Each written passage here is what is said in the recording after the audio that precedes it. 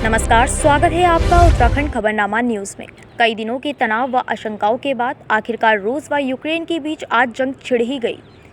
इस युद्ध ने यूरोप में महायुद्ध व तीसरे विश्व युद्ध के हालात पैदा कर दिए हैं। रूस ने भी पूरी तैयारी के साथ मैदान में उतरने का ऐलान किया है, तो अमेरिका के नेतृत्व में नाटो भी मैदान संभाल सकता है। यूक्रेन ने जवाबी हमले शुरू कर दिए हैं। ऐसे में ये जानना ज़रूरी है कि आखिर इस विवाद की जड़ क्या है।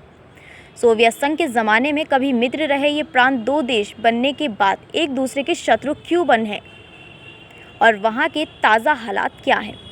कुछ बिंदुओं में जानिए पूरा मामला। यूक्रेन की सीमा पश्चिम में यूरोप और पूर्व में रूस से जुड़ी है। 1991 तक यूक्रेन पूर्ववर्ती सोवियत संघ का हिस्सा था। रूस और यूक्रेन के बीच तनाव नवंबर 2013 में तब शुरू हुआ जब यूक्रेन के तत्कालीन राष्ट्रपति विक्टर यानुकोविच का कीव में विरोध शुरू हुआ, जबकि उन्हें रूस का समर्थन था। यानुकोविच को अमेरिका ब्रिटेन समर्थित प्रदर्शनकारियों के विरोध के कारण फरवरी 2014 में देश छोड़कर भागना पड़ा। इससे खफा होकर रूस ने दक्षिणी यूक्रेन के क्रीमिया पर कब्जा कर लिया। इसके बाद वहां के अलगाववादियों को समर्थन दिया। इन अलगाववादियों ने पूर्वी यूक्रेन के बड़े हिस्से पर कब्जा कर लिया। 2014 के बाद से रूस समर्थन अलगाववादियों और यूक्रेन की सेना के बीच डोनबास प्रांत में संघर्ष चल रहा था।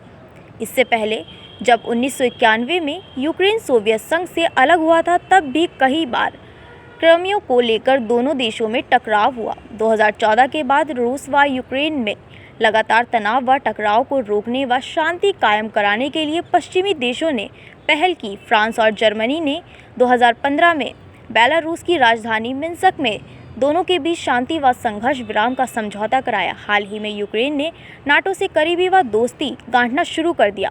यूक्रेन के नाटो से अच्छे रिश्ते हैं। 1949 में तत्कालीन सोवियत संघ में निपटने के लिए नाटो यानी उत्तर अटलांटिक संधि संगठन बनाया गया था। यूक्रेन की नाटो से करीबी रूस को नागवार गुजरने लगी। अमेरिका और ब्रिटेन समेत दुनिया के 30 देश नाटो के सदस्य हैं। यदि कोई देश किसी तीसरे देश पर हमला करता है तो नाटो के सभी सदस्य देश एकजुट होकर उसका मुकाबला करते हैं। रूस चाहता है कि नाटो अपना विस्तार ना करे। राष्ट्रपति पुतिन इसी मांग को लेकर यूक्रेन व पश्चिमी देशों पर दबाव डाल रहे थे। आखिरकार रूस ने अमेरिका व अन्य देशों की पाबंदियों की परवाह किए बगैर गुरुवार को यूक्रेन पर हमला बोल दिया। अब यदि नाटो ने रूस पर जवाबी कार्रवाई की और यूरोप के अन्य देश इस जंग में कूदे तो तीसरे विश्व युद्ध का खतरा बढ़ जाएगा।